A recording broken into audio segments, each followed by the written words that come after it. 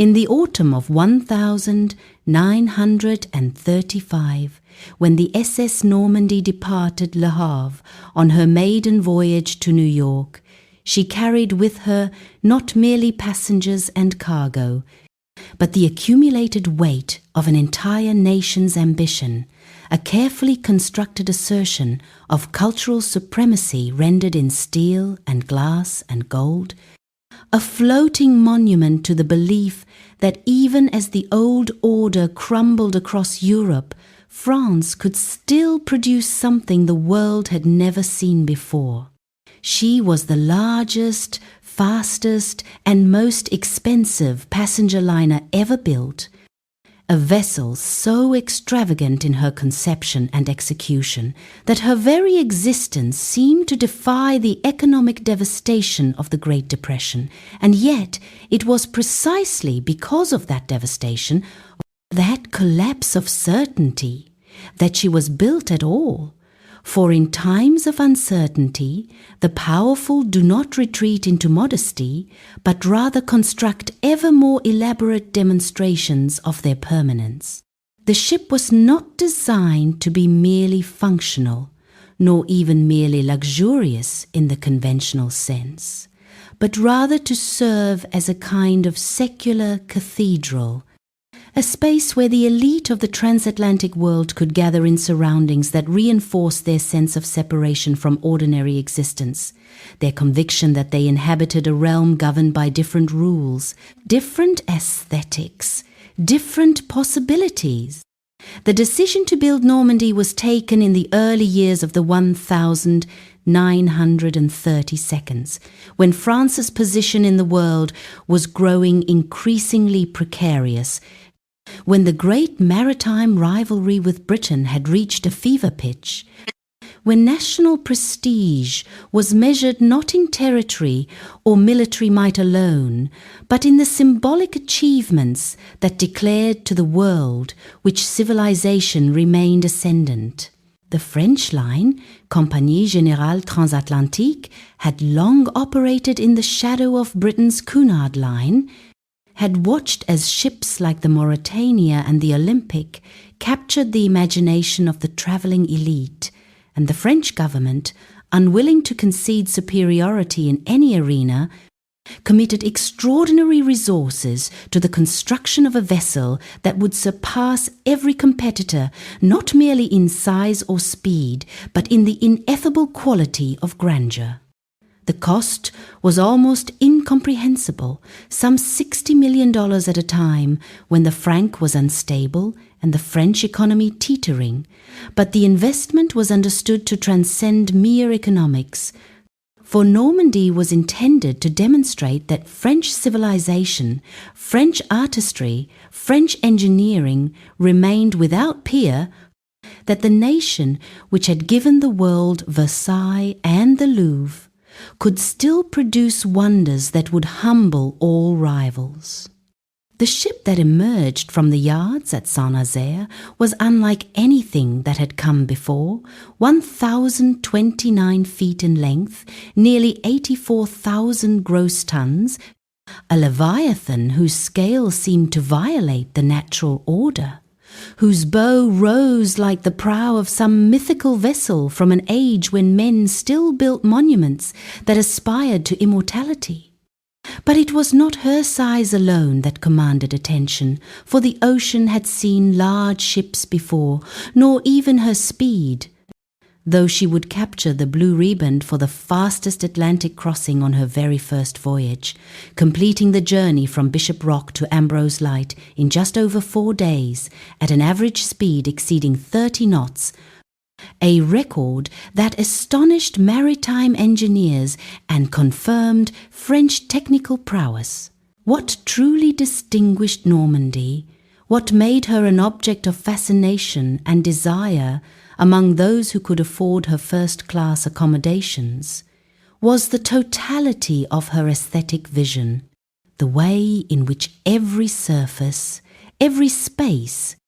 Every detail had been orchestrated to create an environment of such refined opulence that passengers would feel they had entered not merely a ship, but an alternate reality where the constraints of ordinary life no longer applied.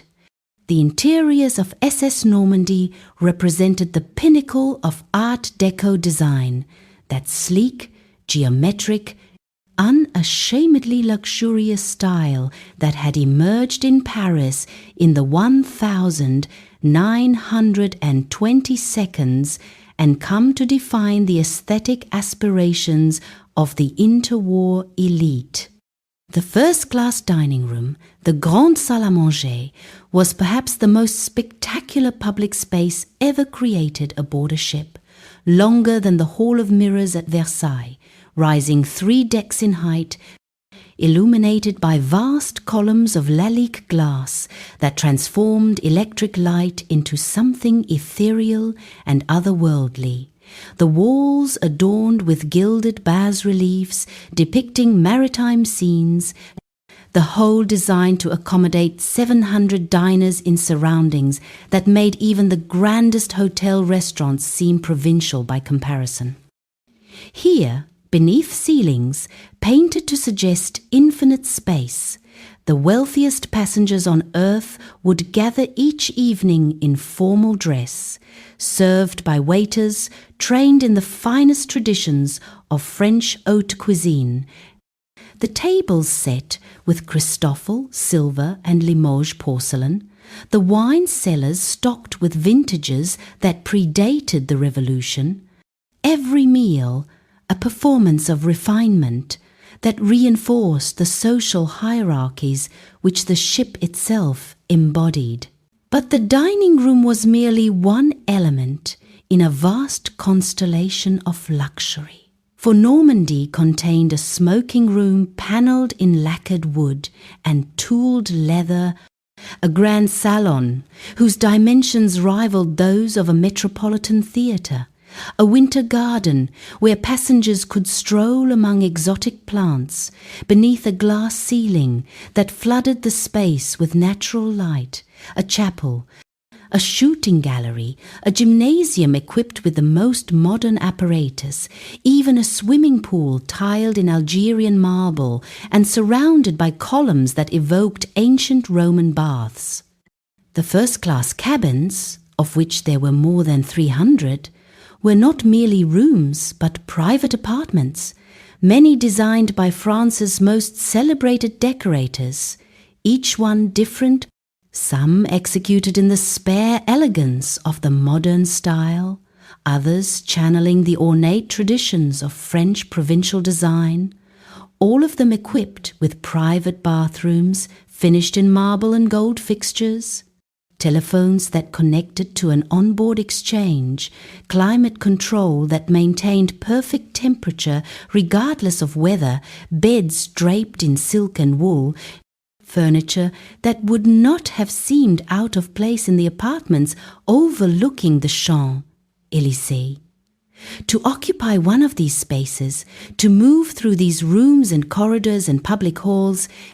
was to experience a version of luxury that had been calibrated to satisfy the expectations of people for whom wealth was not an achievement but a birthright, who measured quality not in cost but in the subtlety of execution,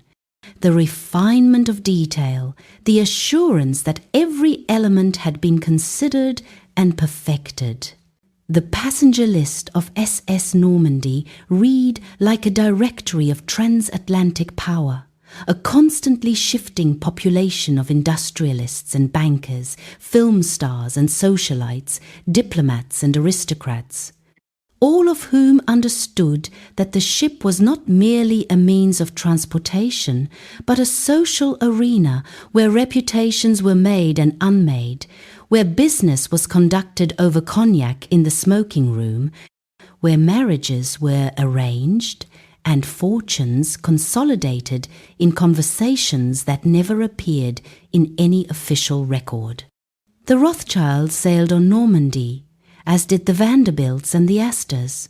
along with figures like James Farley, Franklin Roosevelt's Postmaster General, and Georges Bonnet, the French Foreign Minister, men whose decisions shaped the political landscape of two continents, who found in the ship's privacy and exclusivity a neutral ground where they could speak without the scrutiny of press or public. Hollywood too was drawn to Normandie's glamour, and stars like Fred Astaire and Claudette Colbert, along with countless studio executives and producers, made the crossing in first class, their presence adding to the ship's aura of sophistication, transforming each voyage into a kind of floating gala where celebrity and power mingled in settings designed to flatter both. Yet, for all its visible splendor, for all the champagne and caviar and carefully orchestrated refinement, Normandy existed in a world that was rapidly coming apart, and the very luxury that defined her was inseparable from the political tensions that would ultimately destroy her. She was launched in 1932, the same year that saw the rise of fascism accelerate across Europe, that witnessed the consolidation of totalitarian power in Germany and Italy, that marked the beginning of Japan's imperial expansion in Asia. And though her designers and financiers may have intended her as a celebration of civilization's achievements, she could not escape the reality that she was also a symbol of the old world order's determination to maintain its privileges even as that order collapsed. The French government subsidized her construction and operation not out of mere vanity, but because maritime supremacy was understood to reflect national strength,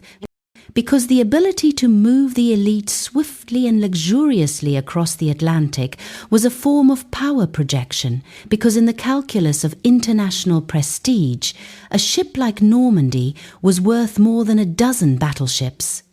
She was, in this sense, a political instrument, a floating embassy that declared French vitality to anyone who cared to notice, and her success or failure would be interpreted as a measure of France's continued relevance in a world increasingly dominated by newer, more aggressive powers.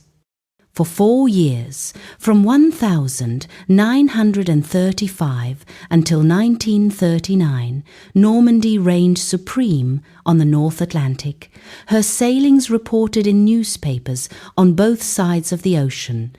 her passenger lists scrutinized for indications of who was rising and who was falling in the hierarchies of wealth and influence,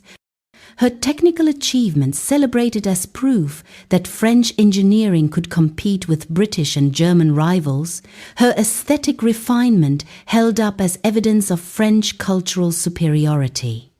She crossed and recrossed the Atlantic with metronomic regularity, departing Le Havre every few weeks, arriving in New York to crowds that gathered at the piers simply to glimpse her enormous hull,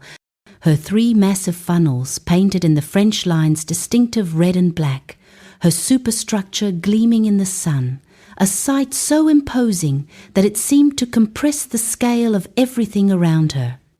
But beneath this surface of confidence and routine, forces were gathering that would render her obsolete before she had even reached the height of her fame, for in September of 1939, when Germany invaded Poland and Britain and France declared war, the entire architecture of transatlantic travel collapsed overnight, and ships that had been designed to carry the elite now found themselves stranded, vulnerable, their purpose suddenly uncertain. Normandy was in New York when war was declared, having departed Le Havre on her last peacetime, crossing in late August, and when the news reached the city she was immediately withdrawn from service, her crew unsure whether to attempt a return to France through waters that were now patrolled by German U-boats, or to remain in the relative safety of New York Harbor until the situation clarified. In the end, caution prevailed, and the ship was tied up at Pier 88 inches, Manhattan, her engines shut down, her luxurious interiors mothballed, her fate suddenly dependent on political calculations far beyond the control of her operators. For months she remained there, a conspicuous presence on the waterfront, her outline visible from much of the west side of Manhattan, a reminder of a world that had existed until very recently but now seemed impossibly distant, as if the war had created a rupture in time that separated the present from everything that had come before. The French line continued to pay her crew, continued to maintain her systems, continued to hope that peace might be negotiated and normal service resumed. But as the months stretched into a year and then into 2 years, as France fell to Germany in the spring of 1940 and the French government collapsed and was replaced by the collaborationist regime at Vichy, it became clear that Normandy would not sail again under the tricolour, that her existence had become a problem without any obvious solution. The United States, still neutral in the European conflict, watched the situation with a mixture of sympathy and calculation, for Normandy represented not merely a ship, but a substantial asset, a vessel whose potential military value was impossible to ignore, and as the likelihood of American entry into the war increased, so too did interest in what might be done with this magnificent but now useless luxury liner. When the Japanese attacked Pearl Harbor in December of 1941 and the United States found itself at war with both Japan and Germany, the question of Normandy's future was answered swiftly and decisively by the American government, which seized the ship under wartime powers, renamed her USS Lafayette, and began the process of converting her from a passenger liner into a troop ship capable of transporting thousands of soldiers to the European theatre. The decision made perfect sense from a military perspective, for Normandy's size and speed would allow her to cross the Atlantic quickly and carry enormous numbers of men, but the practical challenges of converting such a specialized vessel into a military transport proved immense, requiring the removal of almost all her luxurious fittings, the installation of bunks and mess facilities for troops, the reconfiguration of her spaces to accommodate a completely different purpose. The work began in early 1942, carried out by contractors and Navy personnel who descended on the ship with orders to complete the conversion as quickly as possible, and soon Pier 88 became a scene of controlled chaos, with workers cutting through walls and ceilings, removing the elaborate Lalique fixtures and gilded panels, stripping out the marble and wood and silk that had made Normandy the most beautiful ship afloat, reducing her to the functional skeleton that military necessity demanded.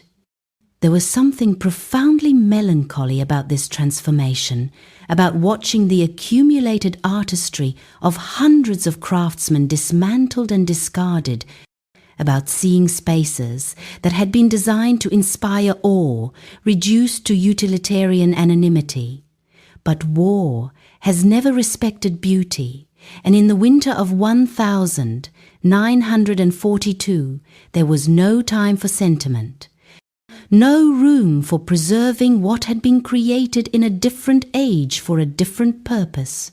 The workers moved through the ship with cutting torches and sledgehammers, pulling up carpets and tearing down panelling, hauling away furniture and artwork, some of which was carefully stored, but much of which was simply thrown into dumpsters, destroyed in the rush to meet impossible deadlines, and with each passing day Normandy became less recognizable, less herself, until she was little more than an empty hull waiting to be filled with soldiers. It was during this conversion work, on the afternoon of February 9th, 1942, that fire broke out in what had once been the Grand Salon, ignited by a spark from a welder's torch that landed on a pile of life jackets that had been carelessly stacked nearby. The jackets were filled with kapok, a highly flammable natural fibre, and within seconds the small flame had grown into a conflagration, the fire spreading with terrifying speed through spaces that were now filled with sawdust and wood shavings and other combustible debris left by the conversion work, the smoke rising through the ship's ventilation systems and stairwells, filling her interior with choking black clouds that made it impossible for workers to see or breathe. The alarm was raised almost immediately, and fire crews from across Manhattan responded, but by the time they arrived, the fire had already gained a foothold that would prove impossible to dislodge, and what followed was a catastrophic failure of coordination and competence that would ensure Normandie's destruction. The ship's fire suppression systems, designed for use when she was fully operational and properly staffed, were inadequate for a vessel in the midst of conversion. Her water mains had been partially dismantled. Her crew had been replaced by contractors who had no training in maritime firefighting, and the Navy personnel overseeing the conversion had failed to develop any coherent plan for dealing with such an emergency. As the fire intensified, growing from a localized incident into a full-scale disaster, the firefighters began pouring water onto the flames with a desperation that revealed their lack of understanding of basic naval architecture, for they pumped thousands upon thousands of gallons into the ship's upper decks, without considering the consequences of adding so much weight so high above the waterline, without calculating how the water would affect her stability, without recognizing that they were creating the conditions for a different kind of catastrophe. Normandie had been designed with watertight compartments below the waterline that could be sealed to prevent flooding from external damage, but these systems offered no protection against water accumulating on her upper decks, and as the firefighters continued their efforts throughout the afternoon and into the evening, as the fire was finally brought under control and then extinguished, the ship began to list, tilting slowly but inexorably to port, as the accumulated water shifted her center of gravity, and those watching from the pier could see that something was terribly wrong, that the ship which had survived the fire was now in danger of a different kind of death. Through the night, the list increased, degree by degree, as Navy personnel and contractors struggled to pump water out of the ship as quickly as possible, to counterflood compartments on the starboard side, to restore balance, to somehow arrest the slow-motion collapse that was now underway. But their efforts were chaotic and ineffective, hampered by darkness and confusion and the sheer scale of the problem they faced, and by dawn on February 10th, it was clear that nothing could save her. At approximately 3:30 in the morning, with the list approaching 45 degrees, Normandie's mooring lines began to snap under the strain, and with a terrible grinding sound that echoed across the harbour, she rolled completely onto her side, settling into the mud of the Hudson River with her starboard side submerged and her port side rising above the water like the flank of some enormous dead whale, her funnels nearly touching the pier, her keel exposed to the sky. The whole scene so surreal and tragic that those who witnessed it struggled to comprehend what they were seeing. The capsizing of SS Normandie, the transformation of the world's most luxurious ocean liner into a half-submerged wreck in the middle of New York Harbor, was a disaster that transcended mere property loss, for it represented the final, irreversible destruction of a symbol that had embodied a particular vision of civilization, a particular understanding of what human beings could achieve when they combined unlimited resources with uncompromising aesthetic ambition. The official investigations that followed attempted to assign blame, to determine whether the fire had been an accident or sabotage, whether the Navy's conversion procedures had been adequate, whether the firefighters had responded appropriately. But these questions, however important from an administrative perspective, could not address the deeper meaning of what had happened,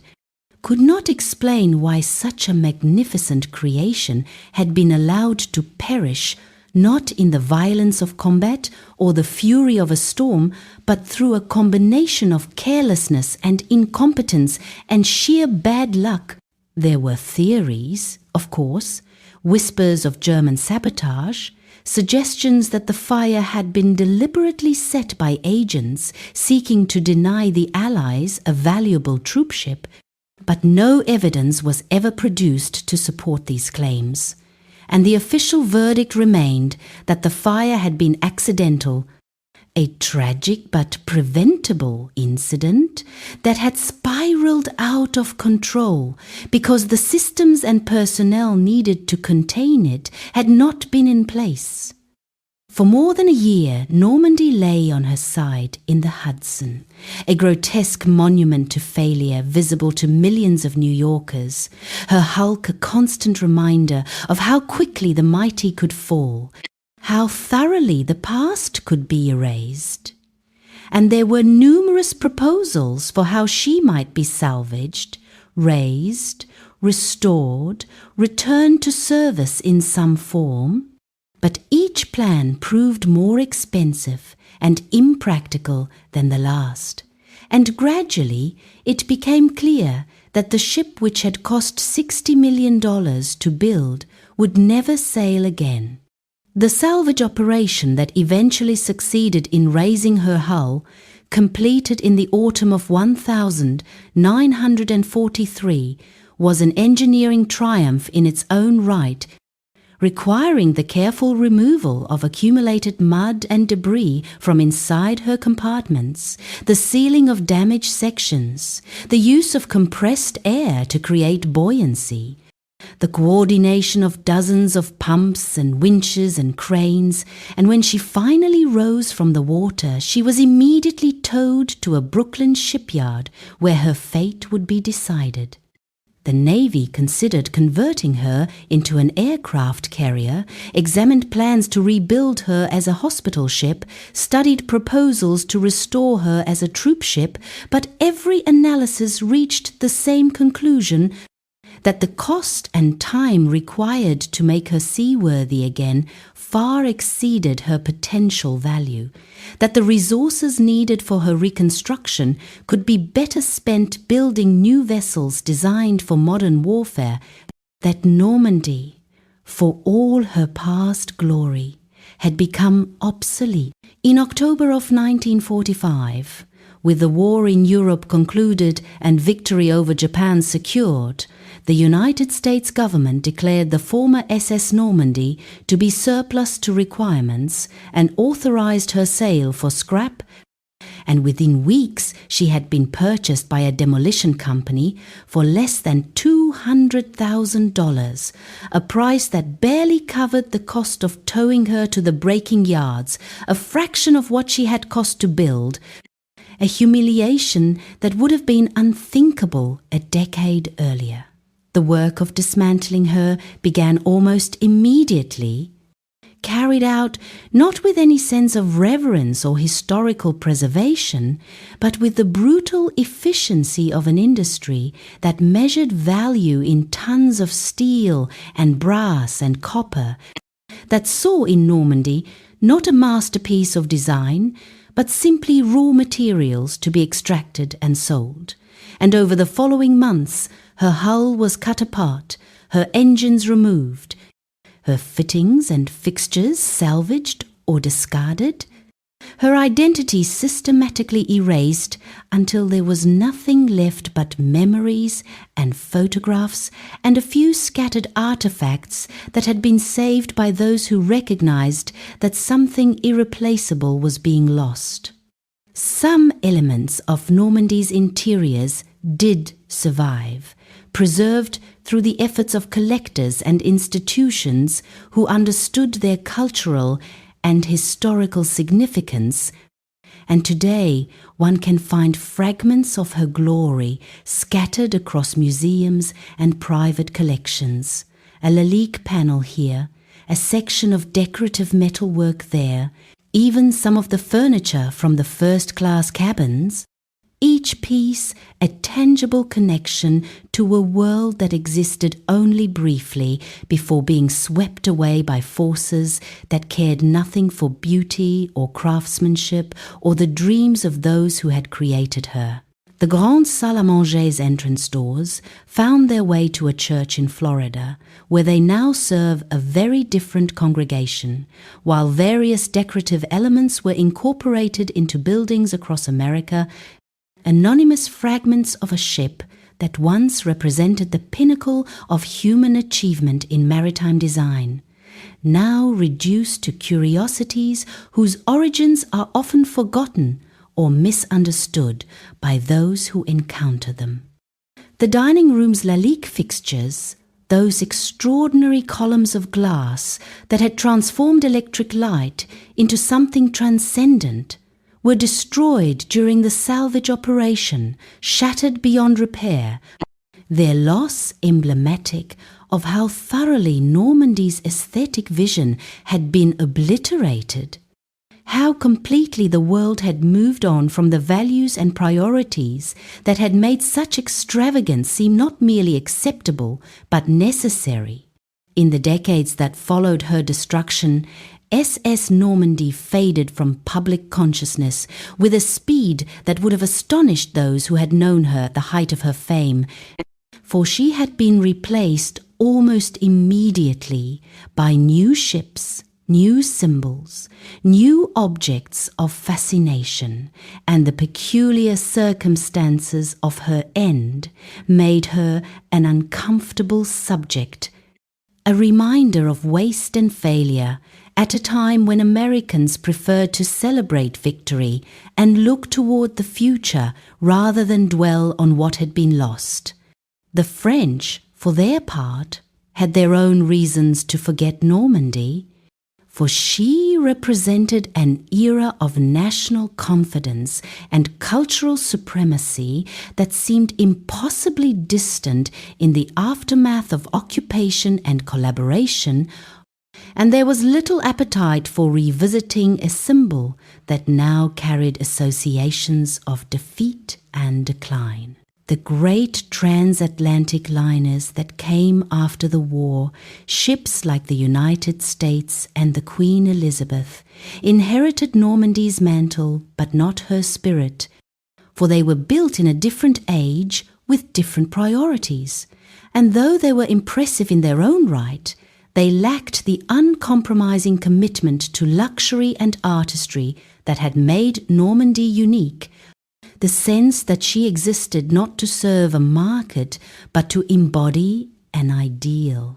What remains most striking about the story of SS Normandie, what distinguishes her fate from that of other ships lost to war or accident or obsolescence, is the peculiar intimacy of her destruction, the fact that she perished not in the anonymous depths of the Atlantic, but in full view of millions of witnesses, that her conversion from symbol of luxury to half-submerged wreck occurred within sight of the Manhattan skyline, that the very city which had welcomed her in triumph became the setting for her humiliation and death. There is something almost theatrical about this ending, as if the ship's story had been scripted to illustrate certain truths about power and prestige, about the fragility of human achievements,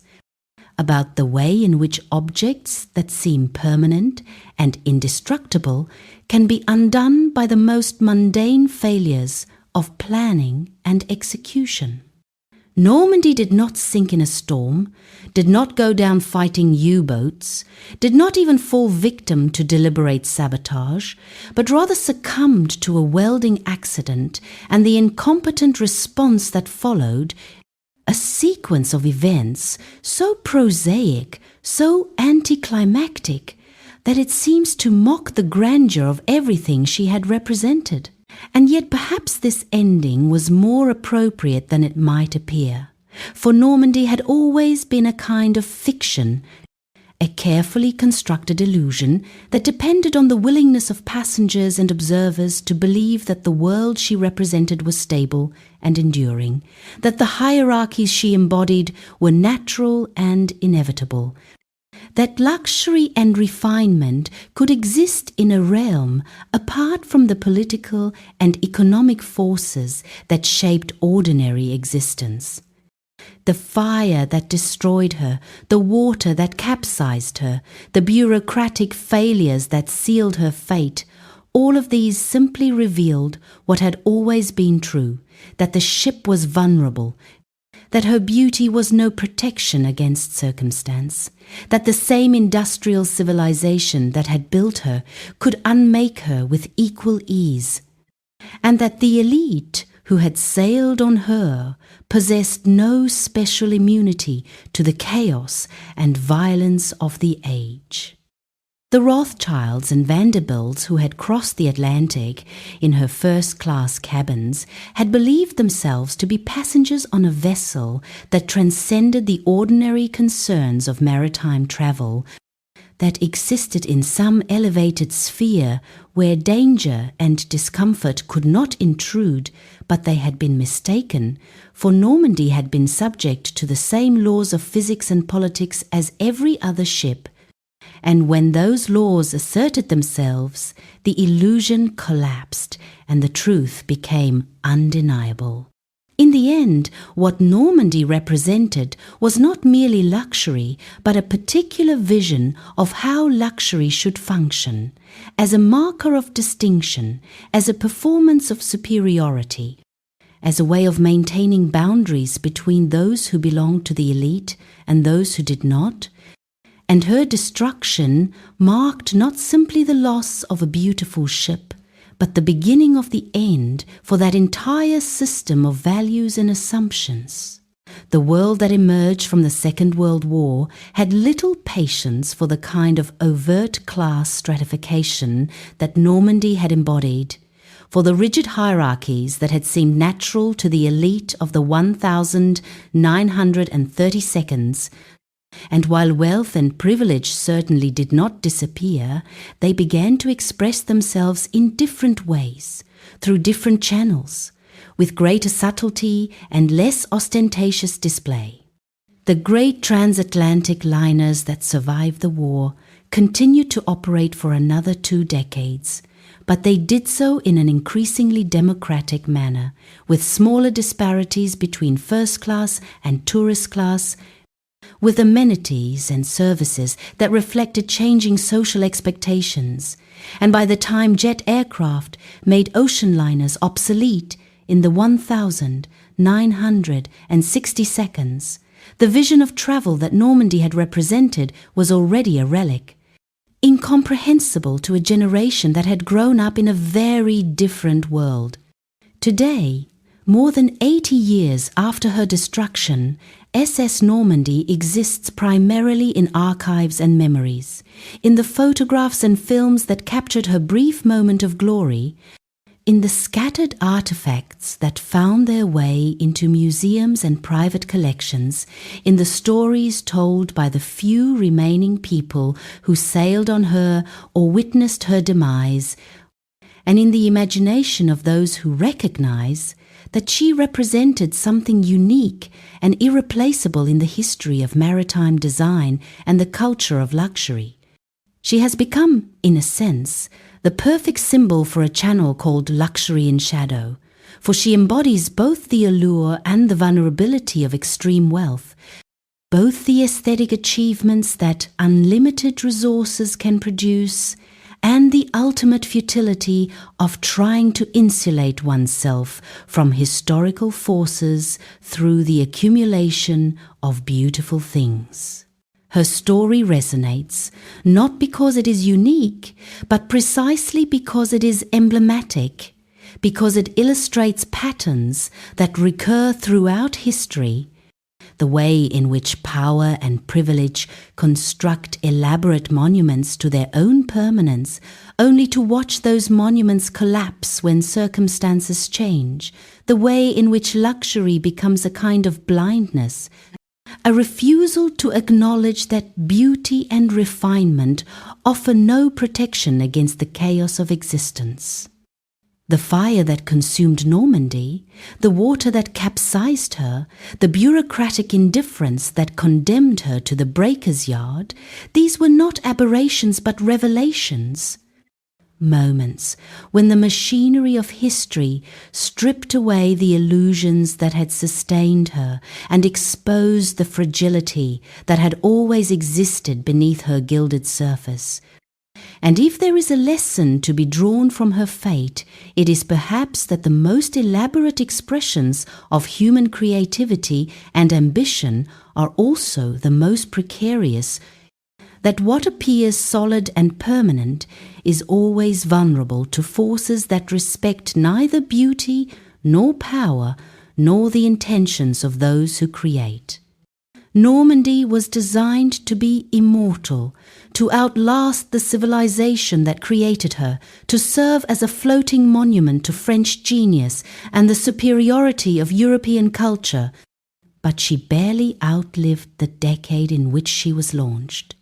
And her destruction was so complete, so total, that within a few years there was almost nothing left to prove she had ever existed at all.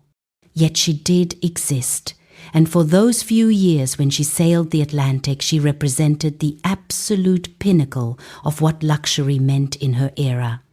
And the fact that she is now largely forgotten, that her name means nothing to most people, that her story has been overshadowed by the great political and military events of the 20th century, does not diminish what she was or what she represented. She remains a ghost, haunting the margins of history, a reminder that power and wealth and beauty are all temporary, that the most magnificent creations of one generation can become the forgotten ruins of the next, that luxury does not transcend time but rather exists within it, subject to the same forces of decay and dissolution that govern everything else. The shadows into which she has disappeared are not empty, but rather crowded with similar ghosts, other ships and buildings and empires that once seemed eternal but proved to be as mortal as the people who created them. And if we pay attention to these shadows, if we look carefully at what they contain, we might learn something about the nature of the world we inhabit and the illusions we construct to make that world seem more stable and comprehensible than it actually is. Normandy sank in New York Harbor not because she was weak, but because the world changed around her, because the assumptions that had governed her creation became obsolete almost overnight, because there was no longer any place for what she represented in the new order that was emerging from the catastrophe of global war, and her fate reminds us that no achievement, however magnificent,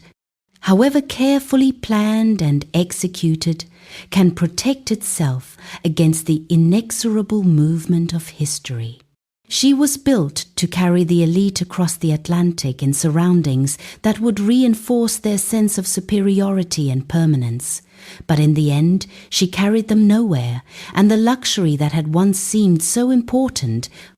so essential to maintaining the boundaries between the powerful and the powerless, proved to be as ephemeral as the smoke that rose from her burning hull on that February afternoon in 1942. What endures is not the ship herself, but the memory of what she attempted to be, the image of a world where wealth could purchase not merely comfort but transcendence, not merely service but art, not merely transportation but transformation. And that image, however false it may have been, however dependent on exploitation and inequality, retains a kind of fascination precisely because it represents something we recognize as having been lost, a way of seeing the world that has vanished so completely that we can barely reconstruct it even in imagination. In the shadows where luxury goes, when it can no longer sustain itself, where power retreats when it can no longer command, where beauty fades when it can no longer find patrons willing to pay for its preservation, there Normandie waits, not as she was in life, gleaming and proud and seemingly invincible, but as she became in death, capsized and broken and stripped of everything that had made her extraordinary. A hull that once contained wonders now reduced to nothing, a name that once inspired awe now barely remembered, a symbol that once declared French supremacy now serving mainly to remind us that supremacy is always temporary and declarations of permanence are always premature. She did not disappear into the depths of the ocean, where her memory might have been preserved by the inaccessibility of her final resting place, but rather was dismantled in broad daylight, reduced to scrap and scattered to the winds, her existence systematically erased until even the evidence of her destruction became difficult to find, and this erasure, this thoroughness with which she was removed from the world, seems fitting somehow, for it mirrors the way in which the entire civilization she represented has faded from memory, replaced by new forms of power and new expressions of luxury that have learned to hide themselves more effectively, to avoid the kind of ostentatious display that made Normandy both magnificent and vulnerable. The story of SS Normandie is not a tragedy in the classical sense, for there were no heroes and no villains, only people doing their jobs and making decisions based on the information available to them, and the catastrophe that befell her was not the result of fate or divine judgment, but simply the convergence of multiple failures that might individually have been prevented but collectively proved overwhelming. It is rather a story about contingency and impermanence, about the gap between intention and outcome, about the way in which even the most carefully planned and executed projects remain hostage to circumstances that cannot be predicted or controlled, and about the ultimate futility of trying to build something that will last forever in a world where nothing lasts, where every achievement is temporary and every monument eventually crumbles. The elite who sailed on Normandy in the late 1932, who dined in her magnificent grand salon and slept in her luxurious cabins and moved through her public spaces with the confidence of people who believed the world had been arranged for their convenience, could not have imagined that within a few years the ship would be gone and the world they knew would be gone with it,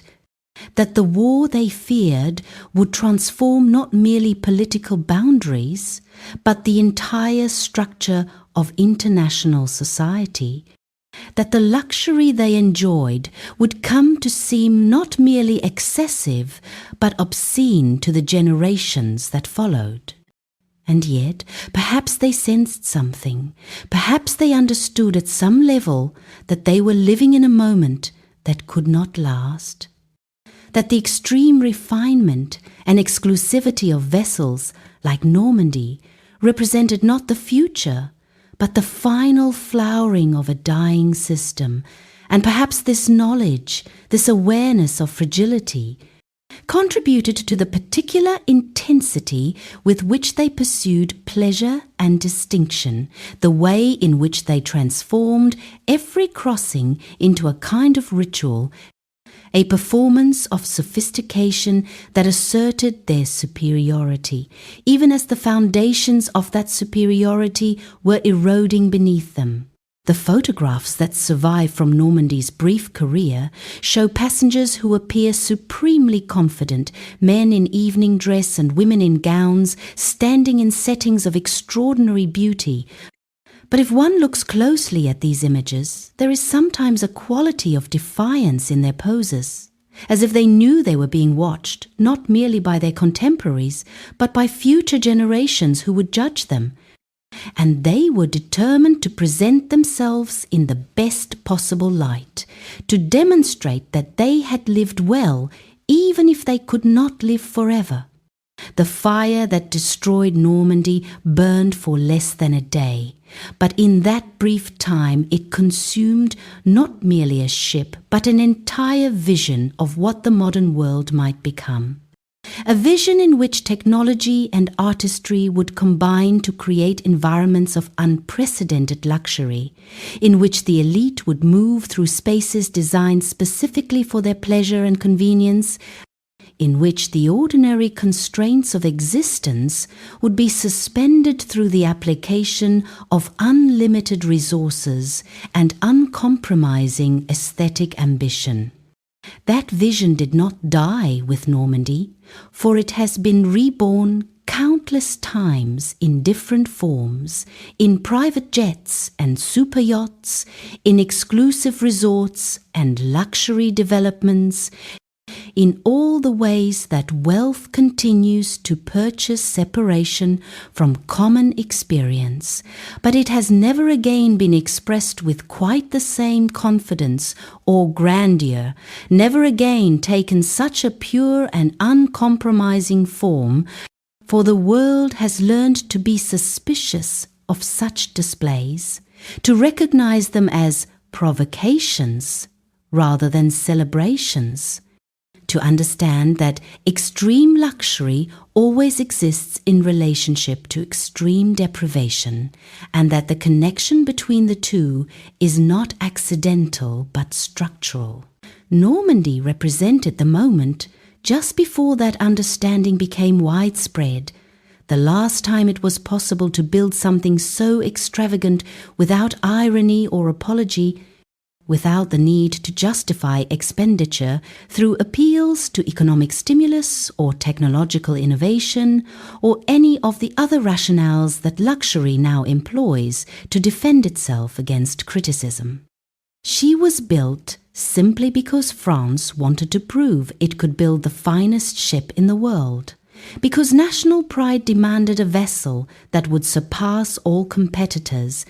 because the elite expected to travel in surroundings that reflected their status. And these reasons, which would have seemed perfectly adequate in 1935,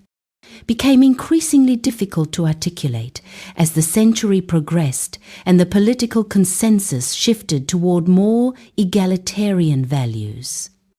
The fact that Normandy burned and capsized and was scrapped before she could become outdated, before jet aircraft could render her obsolete, before changing social attitudes could make her seem embarrassing, means that she remains frozen in time as the perfect expression of a particular moment, unsullied by the compromises and adaptations that other luxury liners underwent as they attempted to survive into a new era. There is a photograph taken from the air in the days immediately after Normandy capsized, showing her enormous hull lying on its side in the Hudson River, surrounded by smaller vessels attempting to assist in the salvage operation. And what strikes one about this image is not merely the scale of the disaster, but the way in which the ship seems to have been transformed from a symbol of human achievement into evidence of human fallibility,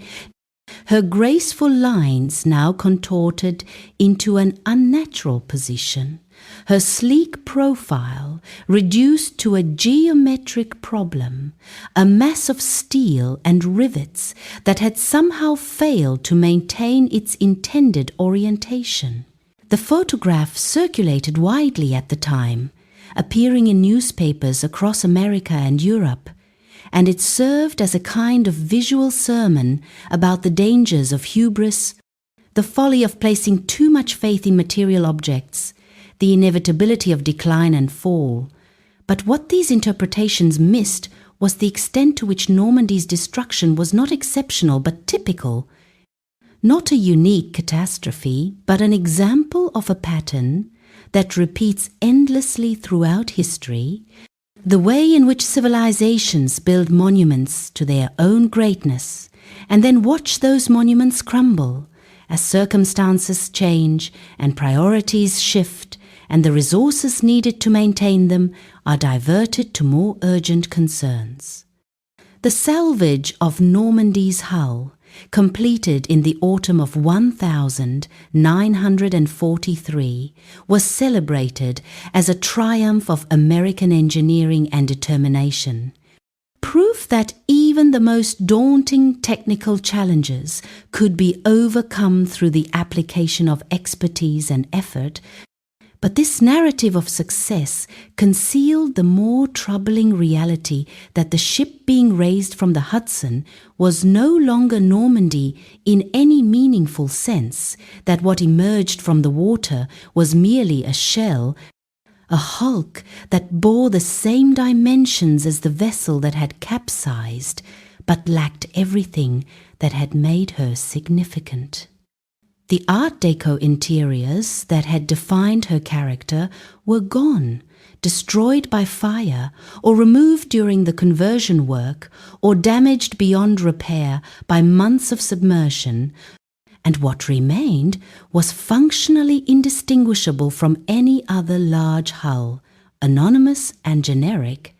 capable of being transformed into whatever military necessity might require,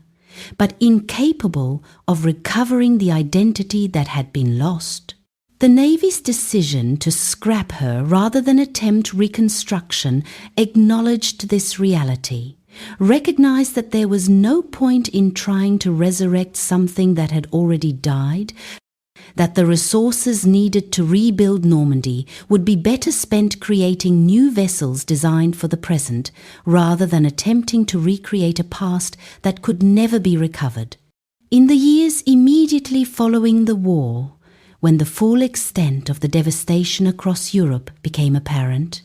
when the death tolls and the destroyed cities and the displaced populations could finally be counted, the loss of a single luxury liner seemed almost trivial, a footnote to a catastrophe so vast that individual tragedies disappeared into the larger narrative of survival and reconstruction. Normandy had carried perhaps 50,000 passengers during her brief career, had employed thousands of workers in her construction and operation,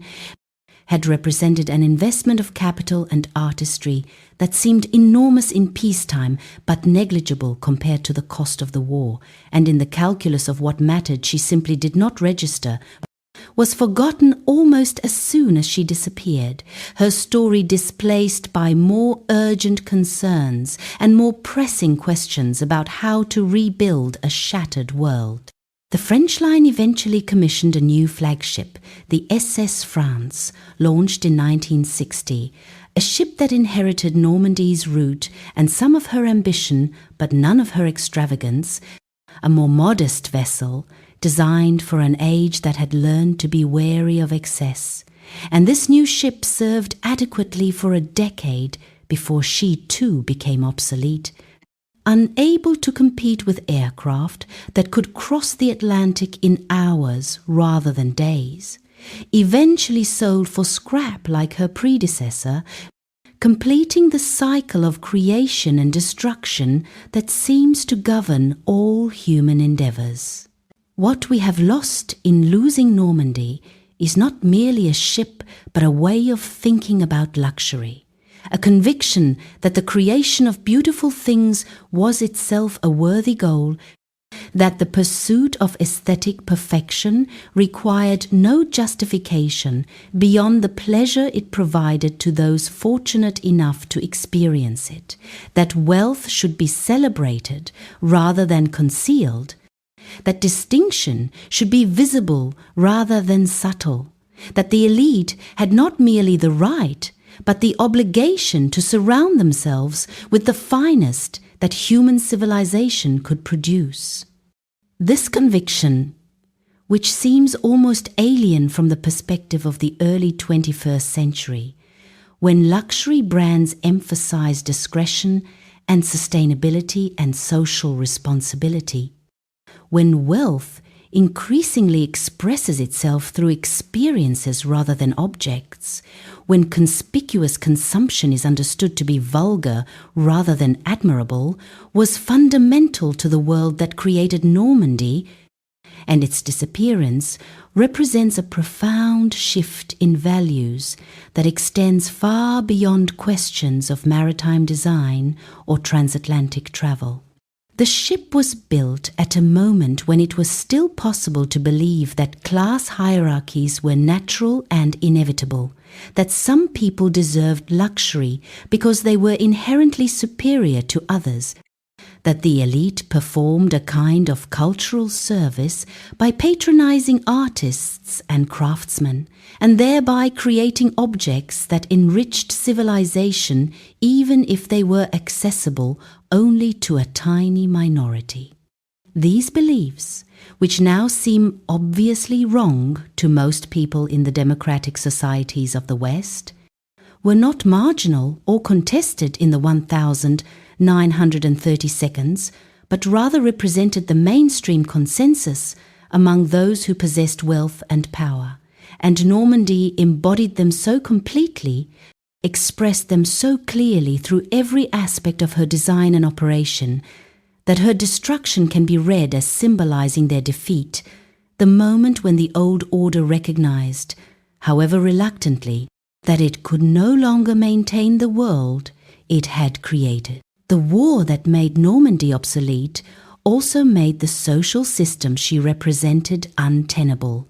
for the experience of total war, of mass mobilization and shared sacrifice,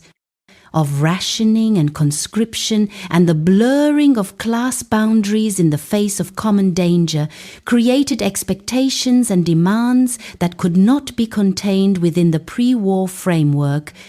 and when peace returned, it returned to a world that had been fundamentally transformed, where the elite could no longer take their privileges for granted, where luxury had to justify itself through economics or innovation or philanthropy rather than simply asserting its own desirability. The photographs and films that document Normandy's brief existence have taken on a quality of unreality with the passage of time, for they show a world so different from our own that it requires an effort of imagination to accept that it actually existed, that real people moved through those spaces and lived according to those rules and believed in those hierarchies. The grande salle à manger, that vast dining room with its lalique columns and gilded walls, now seems like something from a fantasy, a set design rather than a functional space. And the passengers in their evening dress appear as actors playing roles rather than people going about their ordinary lives. And yet we know that for them this was ordinary, that the luxury Normandy provided was what they expected and what they felt they deserved, that the ship represented not an aberration but the fulfillment of a social contract that guaranteed them access to the finest things in exchange for their wealth and position. The fact that this contract has been renegotiated, that contemporary luxury operates according to different principles and serves different functions, does not mean that it has disappeared, only that it has adapted to new circumstances and new sensibilities, that it has learned to hide itself more effectively, to present itself as something other than what it is, to claim egalitarian values, even as it perpetuates radical inequality. Normandy never learned to hide, never developed the capacity for camouflage that allows modern luxury to coexist with democratic rhetoric. And perhaps this is why she failed, why she could not survive the transition from one era to another, why she had to be destroyed rather than adapted. She was too honest, too obvious, too committed to making her purpose visible, and in a world that was learning to be suspicious of such displays she had no future, could only serve as a reminder of values that were being rejected, a monument to a past that was being repudiated. The fire that consumed her and the water that capsized her were simply accelerating a process that would have occurred anyway, for even if she had survived the war intact, she would have found herself operating in a world that no longer wanted what she offered, that had moved beyond the kind of luxury she represented, that preferred the speed and efficiency of air travel to the leisurely grandeur of ocean crossings, and she would have been scrapped eventually regardless, dismantled and forgotten like so many other ships that outlived their usefulness.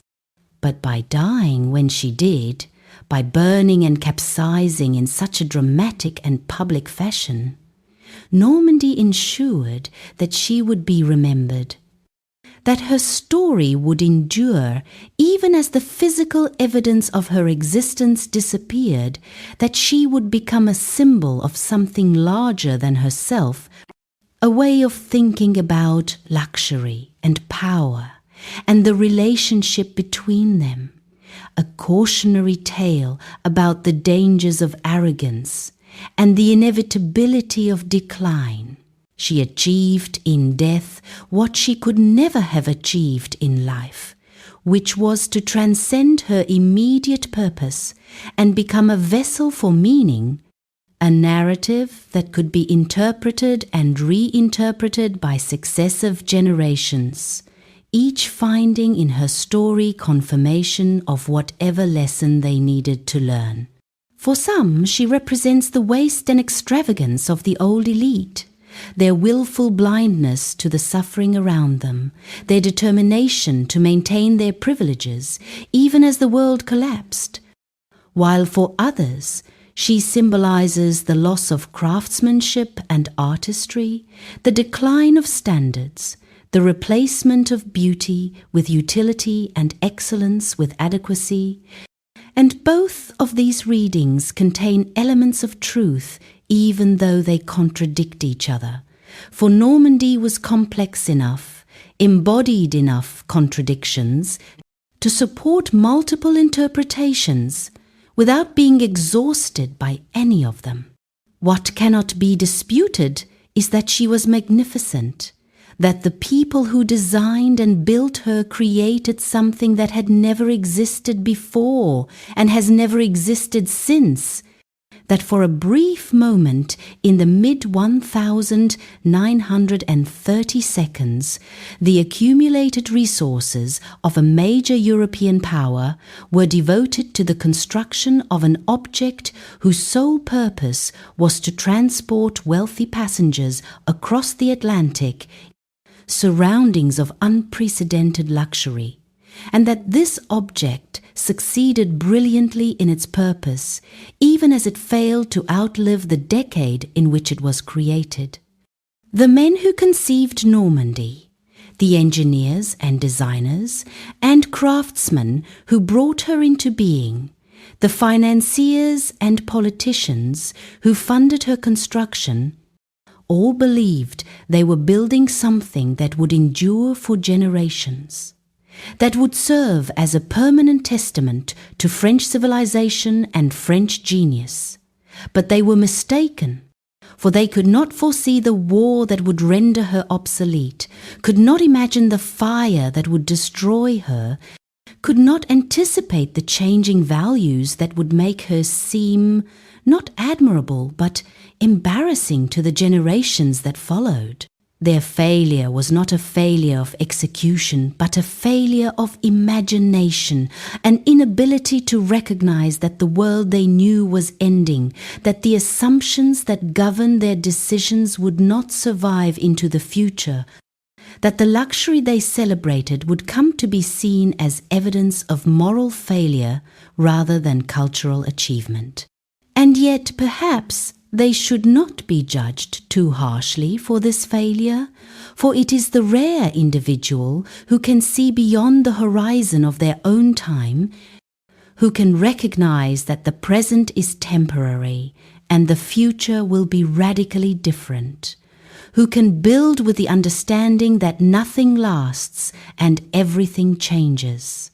Most people, including most of those with power and wealth, simply extrapolate from current trends and assume that the world will continue to operate according to familiar patterns, that the rules that have governed the past will continue to govern the future, that their privileges and positions are secure because they have always been secure, and this assumption, however false it may prove to be, is psychologically necessary, for without it the anxiety of existence would be unbearable. The builders of Normandy were no different from the builders of any other monument, no more deluded than the pharaohs who constructed pyramids or the emperors who erected triumphal arches, and like those earlier monuments, their ship has become a ruin, a fragment of a vanished world that speaks to us across the decades in a language we can barely understand,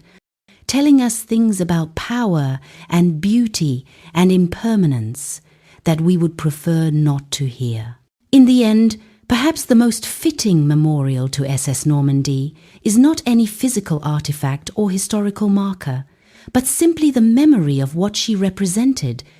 the image of a ship so beautiful and so luxurious that her very existence challenged the imagination, that made people who saw her question what they thought possible, that demonstrated that human beings,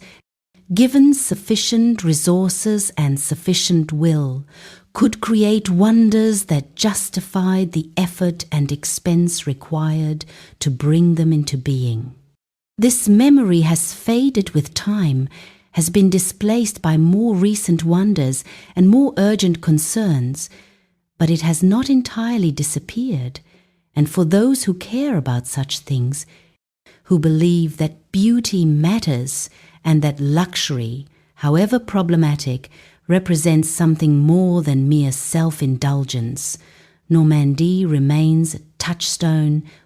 a standard against which all subsequent achievements must be measured, a reminder of what was once possible and might be possible again if we could only recover the conviction that the creation of beautiful things is itself a worthwhile endeavor. But we cannot recover that conviction, cannot return to the world that created Normandy, cannot rebuild the social and economic structures that made her possible. And this inability is not a failure, but a recognition that history moves in one direction only, that the past is irretrievable, no matter how carefully we study it or how eloquently we memorialize it, that each generation must create its own monuments and establish its own values and find its own way of expressing power and celebrating achievement. Normandy belongs to history now, to the realm of vanished things that exist only in photographs and documents, and the fading memories of those few who experienced her directly. And while we can study her and admire her and learn from her, we cannot bring her back, cannot restore what was lost when she burned and capsized and was cut apart for scrap, cannot undo the destruction that erased her from the world as thoroughly as if she had never existed at all. The shadows into which luxury retreats when it can no longer sustain itself are deep and dark, populated by the ghosts of countless ships and buildings and empires that once seemed permanent but proved to be as mortal as the people who created them. And among these shadows Normandy rests, not forgotten entirely, but remembered imperfectly, her story reduced to anecdotes and trivia, her significance diminished by the passage of time and the accumulation of subsequent catastrophes. She was the most luxurious ship ever built,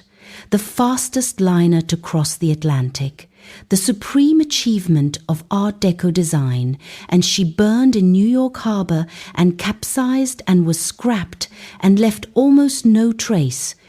And this sequence of events, which seems almost impossibly tragic from one perspective, appears almost inevitable from another.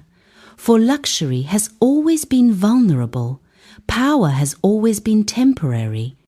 and beauty has never protected anything from the fundamental forces of entropy and decay that govern the physical world. What endures is not the ship herself, but the knowledge that she existed, the understanding that human beings once devoted extraordinary resources to the creation of something that served no practical purpose beyond the provision of pleasure to a tiny elite, and this knowledge, however troubling or inspiring we might find it, reminds us that we too live in a temporary moment, that the values we hold and the structures we maintain will seem as strange to future generations as Normandy's world seems to us, that we are building our own monuments to permanence that will prove to be just as fragile, just as vulnerable, just as easily erased when circumstances change and new priorities emerge and the world moves on without us. In the quiet waters of history, where forgotten luxuries settle, where the remnants of vanished grandeur dissolve into sediment and story, SS Normandie has found her final birth. And though she no longer exists in any material form, though her steel was long ago recycled into other objects and her interior scattered or destroyed, though her name means nothing to most people, and her story has been overshadowed by events that seemed more important at the time, she remains a presence, a ghost that haunts our understanding of what luxury means and what it costs, a reminder that the most beautiful creations of human civilization are also the most fragile, that nothing built by mortal hands can escape the gravity that pulls all things downward into darkness and dissolution. She was magnificent, and she burned, and she capsized, and she was cut apart, and now she is nothing but memory and metaphor, which is perhaps the fate that awaits all luxury in the end, to be remembered not for what it was, but for what it represented, not as a material reality, but as an idea,